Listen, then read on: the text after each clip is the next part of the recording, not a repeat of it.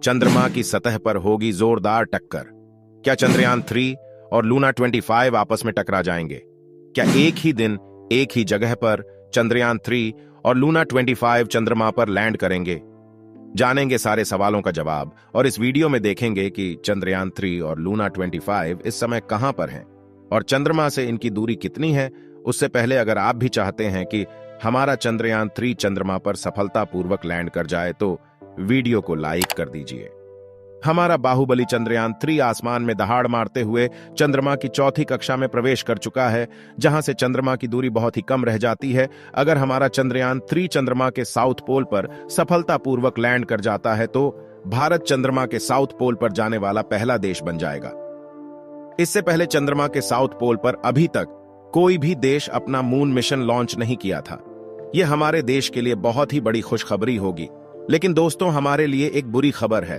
रूस ने भी अपना मून मिशन लूना 25 के नाम से लॉन्च कर दिया है, जिसका उद्देश्य भी चंद्रमा के साउथ पोल पर सॉफ्ट लैंडिंग करना है। रूस के वैज्ञानिकों का कहना है कि इनका लूना 25 चंद्रयान 3 से 1-2 दिन पहले चंद्रमा की सतह को छू सकता है। अगर ऐसा होता है तो रूस चंद्रमा के साउथ पोल पर लैंड करने वाला पहला देश बन जाएगा और भारत का चंद्रमा के साउथ पोल पर सबसे पहले लैंड करने का सपना ही रह जाएगा। दोस्तों, अभी कुछ कहा नहीं जा सकता कि ये स्पेस एक्सप्लोरेशन है या भारत को नीचा दिखाने की कोई साजिश। लेकिन अब सवाल यह उठता है कि हमारा चंद्रयान 3 तो लूना 25 से 1 महीने पहले से ही अपने सफर पर निकला हुआ है। ऐसे में रूस का यह यान हमसे पहले चांद पर कैसे पहुंच सकता है? क्या एक ही जगह जाने पर 2 मिशन आपस में टकरा जाएंगे? और सबसे बड़ा सवाल यह है कि रूस ने भी इसी समय अचानक से इस मिशन को क्यों लॉन्च किया, जबकि रूस ने चांद पर अपना पिछला मिशन 47 साल पहले भेजा था। क्या यह भारत के खिलाफ कोई साजिश है? इन सभी सवालों के जवाब आपको इस वीडियो में मिलेगा, इसलिए वीडियो को अंत तक जरूर देखिएगा। दोस्तों, जैसा कि हम सभी को पता है कि हमारे चंद्रयान 3 ने 14 जुलाई के दिन चांद पर पानी की खोज करने के इरादे से उड़ान भरा था और जब से यह मिशन लॉन्च हुआ है, इसरो ने कई कीर्तिमान स्थापित किए हैं। अभी तक हमारा चंद्रयान चंद्रमा की चौथी कक्षा में प्रवेश कर चुका है और चंद्रमा के बेहद करीब पहुंच चुका है, जहां से चंद्रमा की दूरी महज 150 किलोमीटर ही रह जाती है। इसरो की प्लानिंग के मुताबिक 16 अगस्त को चांद की 5वीं कक्षा पूरी करने के बाद इसकी डी ऑर्बिटिंग स्टार्ट करनी है और उसके बाद हमारा विक्रम लैंडर अपने रोवर और बाकी दूसरे उपकरण लेकर बड़ी ही सावधानी से 23 अगस्त के दिन चांद की सतह पर उतर जाएगा। अब उम्मीद तो सभी को यही थी कि इसकी सॉफ्ट लैंडिंग के साथ ही भारत चांद के दक्षिणी ध्रुव में उतरने वाला पहला देश बन जाएगा और हम भारतीयों का सीना गर्व से चौड़ा हो जाएगा। लेकिन रूस की स्पेस एजेंसी भारत की उन उम्मीदों पर पानी फेरने वाला काम किया है। रूस ने चालाकी दिखाते हुए बड़े चुपके से अपने मून मिशन को लॉन्च कर दिया और रूस की स्पेस एजेंसी के मुताबिक उनका लूना 25 चंद्रयान 3 से पहले चांद के दक्षिणी ध्रुव पर उतर जाएगा। अब यह सब कैसे पॉसिबल होगा और क्या रूस ने सिर्फ भारत को पीछे करने के लिए इस मिशन को लॉन्च किया है? यह जानने से पहले चलिए रूस के इस मिशन के बारे में थोड़ा जान लेते हैं। दोस्तों, आपको जानकर हैरानी होगी कि रूस ने अपना लास्ट लूना मिशन यानी लूना 24 आज से करीब 47 साल पहले 1976 में लॉन्च किया था। इस मिशन का मकसद चांद की मिट्टी और चट्टानों के सैंपल वापस पृथ्वी पर लाना था। इसके लिए लूना 24 के लैंडर ने चांद पर 18 दिन बिताए और सारे सैंपल कलेक्ट करने के बाद 6 सितंबर 1976 को वापस पृथ्वी पर लौट आया।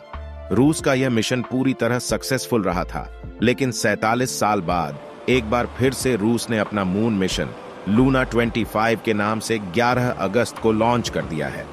लूना 25 मिशन की अगर बात करें तो इस अंतरिक्ष यान का कुल वजन 1.8 टन है और यह अपने साथ 30 किलोग्राम वजन के वैज्ञानिक उपकरणों को लेकर सफर पर निकला है। रूस का लूना 25 मिशन का मकसद चांद के दक्षिणी ध्रुव पर सॉफ्ट लैंडिंग करने वाला दुनिया का पहला देश बनने के साथ साथ शोध करना और चांद पर पानी की खोज करना होगा। लूना 25 का लैंडर चांद पर करीब 1 साल तक रहेगा और एक्सपेरिमेंट करेगा, जबकि हमारे चंद्रयान 3 का मिशन सिर्फ 2 हफ्ते का ही होगा। दोस्तों, आप लोगों के मन में यह सवाल उठ रहा होगा कि हमारा चंद्रयान 3 और रूस का लूना 25 दोनों लगभग एक ही समय पर चंद्रमा के साउथ पोल पर लैंड करेंगे, तो क्या ये आपस में टकरा तो नहीं जाएंगे? इस पर रूस की स्पेस एजेंसी की तरफ से यह कहकर आश्वासन दिया गया है कि दोनों मिशन एक दूसरे के रास्ते में बिल्कुल नहीं आएंगे, क्योंकि चांद का दक्षिणी ध्रुव बहुत बड़ा है और उस पर सारी स्पेस एजेंसियां एक साथ एक ही समय पर अपने मिशन भेज सकती है।